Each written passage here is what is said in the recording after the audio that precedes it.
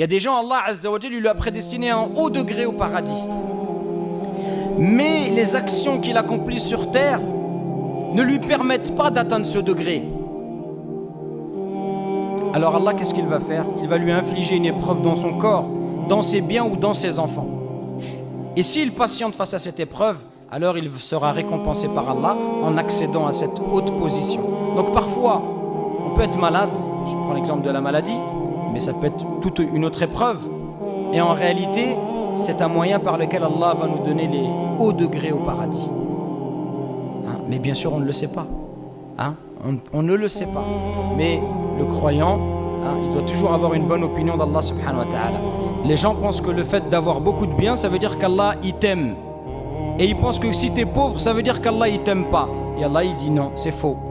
Allah il donne à celui qu'il aime comme il donne à celui qu'il n'aime pas.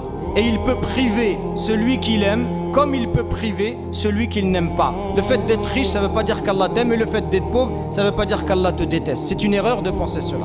Donc, pourquoi je vous ai pris cet exemple? Pour vous dire que les gens ne comprennent pas les épreuves. Allah lui-même a corrigé cette mauvaise compréhension. Donc, les secrets, ça mérite que l'on s'attarde et qu'on dévoile les bienfaits et les sagesses des épreuves. Qu'est-ce qu'une épreuve?